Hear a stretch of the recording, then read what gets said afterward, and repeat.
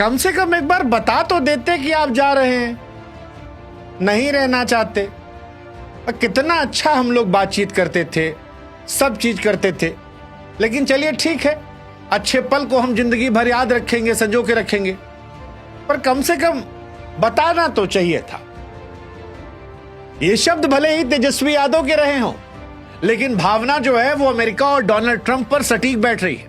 क्योंकि आज Donald Trump को एहसास हो रहा है कि ठुकरा कर मेरा प्यार अब इंतकाम कैसे दिख रहा है। उनको अच्छा नहीं लग रहा मोदी जी के बिना, और इसीलिए अमेरिका की तरफ से कहा जा रहा है कि we are not liking Modi ji को पुतिन और शी जिनपिंग के साथ देखना। कोई भला जाता है ऐसे? डोनाल्ड ट्रंप के सलाहकार कह रहे हैं कि मोदी जी को नहीं करना चाहिए था, रूस के बजाय अमेरिका के साथ खड़ा होना चाहिए था। पता नहीं मोदी जी क्या सोचे कर दिए। फिर वो उम्मीद जताकर कहते हैं कि हमें उम्मीद है कि मोदी जी समझेंगे, रूस के बजाय हमारी तरफ आएंगे। और जब ये सारा ड्रामा चल रहा था तो हमको एहसास हुआ कि भैया कभी कभी दुनिया की सियासत बिना मोहब्बत की तरह ड्रामेबाज जाती है, मानो जैसे कोई बॉलीवुड की पिक्चर चल रही। वो जो एक शेर था ना कि बहुत उदास है कोई शख्स तेरे जाने से, हो सके तो लौटा किसी बहाने से। एग्जैक्टली यही कहानी आज अमेरिका की। वो अमेरिका जो खुद को ग्लोबल पावर मान रहा है, सुपर पावर, आज दिल जले आशिक की तरह भारत के बिना तड़प रहा है। भारत अपनी चाल में मस्त है। रूस और चीन के साथ मोदी जी खूब हंसे, वाह वाह वाह वाह, खूब फोटो खिंचवाए। अमेरिका के दुश्मन नंबर 1 पुतिन साहब के साथ गाड़ी में बैठ के गए, गलबैयां डाले नजर आए। अब ये सारी चीजें देखकर अमेरिका परेशान है। अमेरिका के राष्ट्रपति डोनाल्ड ट्रंप, उनके सलाहकार पीटर नवारो से लेकर वित्त मंत्री स्कॉट बेसेंट तक, सबके बयान ऐसे हैं जैसे मानो कोई पुराना प्रेमी अपनी खोई हुई मोहब्बत को याद कर रहा हो, पछता रहा हो, ये कहना चाह रहा हो कि बाबू जब रिलेशनशिप में थे तब हम बढ़िया आदमी नहीं थे, लेकिन अब हम सुधर गए, ठीक हो गए। तुम उसके पास मत जाओ, वो अच्छा आदमी नहीं है, हमारे पास रहो, हम तुमको प्यार करते हैं, दुलार करते हैं, लाड प्यार करते हैं। और यही भाषा अमेरिका से आ रही है। क्योंकि सलाहकार का जो स्टेटमेंट है कि पता नहीं मोदी जी क्या सोच के वहां चले गए, हमारे साथ रहना चाहिए था, अच्छा नहीं लग रहा उनके साथ देखना, है ना कमाल। दरअसल इस कमाल के पीछे वो सोच है जिसमें अमेरिका इस बात को जानता है कि आज वो सुपर पावर है, आज उसका डॉलर मजबूत है, पर जो आज है क्या वो कल भी रहेगा? भैया ये जरूरी नहीं है। रूस एक जमाने में क्या ताकतवर था, सोवियत संघ, लेकिन फिर कमजोर हो गया। और आज अमेरिका वही समझ रहा है, इसीलिए पुरानी मोहब्बत की तरह बीते दिनों की यादें दिला रहा है। अमेरिका यह समझ रहा है कि जो समय पर नहीं समझा, समय उसे समझा देता है। और इसीलिए अमेरिका में केवल डोनाल्ड ट्रंप नहीं, केवल उनके सलाहकार नहीं, बल्कि वित्त मंत्री भी कह रहे हैं। वित्त मंत्री साहब अमेरिका के एक तरफ कहते हैं कि एससीओ की बैठक कुछ था ही नहीं, दिखावा है, लेकिन दूसरी तरफ कहते हैं कि अमेरिका और भारत मजबूत लोकतंत्र है, मतभेद जो है वो सुलझा सकते हैं। अब जनता समझने आती है कि भाई साहब ये माजरा क्या है, आखिर अमेरिका को भारत का रूस और चीन के साथ बढ़ता दोस्ताना क्यों खल रहा है? भारत इस वैश्विक शतरंज में अपनी चाल कैसे चल रहा है? और सबसे बड़ा सवाल, भारत अमेरिका की पुरानी दोस्ती इन बयानों के बीच में टूटने की कगार पर है, या एक दौर है जिसमें चीजें बेहतर हो जाएंगी, या यहां से अमेरिका को एहसास होगा और भारत का रिश्ता फिर से बेहतर होगा? इस अजब प्रेम में गजब कहानी को हल्के फुल्के अंदाज में लेकिन फैक्ट और गंभीरता के साथ समझने की कोशिश करते हैं। इससे पहले कि हम कथा शुरू करें, हम आपसे भी कहेंगे कि बाबू हमारा व्हाट्सएप चैनल जो है फॉलो कर लीजिए। वही व्हाट्सएप चैनल जो अमेरिका ने बनाया है, वही अमेरिका जो आज दिलजलों की तरह हमारे पास आ रहा है। आप भी जुड़ जाइए ताकि अगला वीडियो आप तक जल्दी पहुंच जाए। अब शुरुआत उस महत्वपूर्ण सवाल से कि अमेरिका को भारत का रूस चीन प्रेम खल क्यों रहा है। तो देखिए, अमेरिका के बयानों से यह बात साफ है कि वो भारत की दोस्ती खोना नहीं चाहता। भारत का रूस और चीन के साथ बढ़ता दोस्ताना अमेरिका के ग्लोबल दबदबे और सुपर पावर स्टेटस के लिए चुनौती है। अमेरिका की ताकत दरअसल 2 चीजों पर टिकी है, एक उसका डॉलर पैसा और दूसरा उसकी सैन्य ताकत। लेकिन एससीओ समिट में जब नरेंद्र मोदी, पुतिन और जिनपिंग एक साथ हंसते मुस्कुराते नजर आए तो वॉशिंगटन में किसी थ्रिलर फिल्म के ट्रेलर की तरह आग लग गई। कैसे, समझाते हैं। अमेरिका की ताकत का आधार उसका डॉलर है, जो वैश्विक व्यापार की रीढ़ है। एससीओ देश जो दुनिया की 40% आबादी है, अकेले भारत और चीन और रशिया को ले लीजिए तो लगभग 38% आबादी इसी में आती है।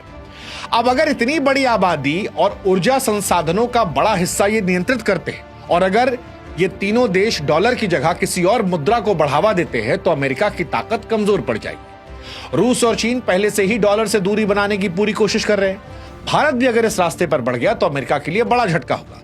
बड़ा आदमी एक दिन में नहीं गिरता, धीरे धीरे धीरे गिरता, और अमेरिका इस बात को समझता है। इसीलिए इशारों इशारों में भारत को वो दोस्ती की याद दिला रहा है। एससीओ समिट में भारत, रूस और चीन की एकजुटता ने इस संभावना को मजबूत किया है। दूसरा, रूस का सस्ता तेल और भारत के जिद। अमेरिका को भारत का रूस से सस्ता तेल खरीदना बिल्कुल पसंद नहीं। ट्रंप के सलाहकार पीटर नवारो तो इससे इतने खफा हो गए कि उन्होंने रूस यूक्रेन वॉर को मोदी वॉर कह डाला और इसके पीछे तर्क दिया कि भारत रूस से तेल खरीदता है, बदले में जो पैसा देता है उसी से रूस यूक्रेन से युद्ध लड़ रहा है। हालांकि भारत साफ कह रहा है कि भाई साहब देखो, हमको सस्ता तेल मिल रहा है, हमारी अर्थव्यवस्था के लिए जरूरी है, तुम खुद तेल गैस सब खरीदते हो यार, हमको ज्ञान दे रहे हो, हमको ज्ञान मत दो, अपना काम से काम रहो, हमारी विदेश नीति हम तय कर लेंगे। फिर अमेरिका इसी बात से नाराज हुआ और 50% टैरिफ लगाया। ये भारत को दबाने की कोशिश थी, लेकिन भारत ने झुकने से इंकार कर दिया। एससीओ में रूस के साथ जो भारत की नजदीकियां थी वो परेशान करने वाली थी, और बनता भी है, क्योंकि पुतिन के साथ गाड़ी में बैठना, पुतिन से हंसना, पुतिन साथ वॉक करना, अमेरिका समझ रहा है कि भारत क्या मैसेज दे रहा है, और पुतिन के ज्यादा भारत के करीबी अमेरिका को और परेशान कर सकती है, जानते हुए कि भारत और रूस के रिश्ते पहले भी अच्छे रहे। लेकिन एक और परेशानी है, वो है चीन के साथ नरमी। भारत और चीन के रिश्ते अच्छे नहीं रहे। 2020 में गलवान के बाद बहुत खराब हो गए थे, लेकिन इस बार डबल बैठक चली। शी जिनपिंग साहब 50 मिनट की बैठक, गर्मजोशी दिखाई पड़ी।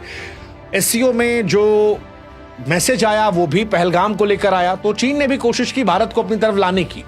अमेरिका भारत को चीन के खिलाफ बैलेंसिंग पावर के तौर पर देखता है, लेकिन भारत अपनी शर्तों के साथ चीन से रिश्ते सुधार रहा है, और यह अमेरिका को परेशान करने वाला है।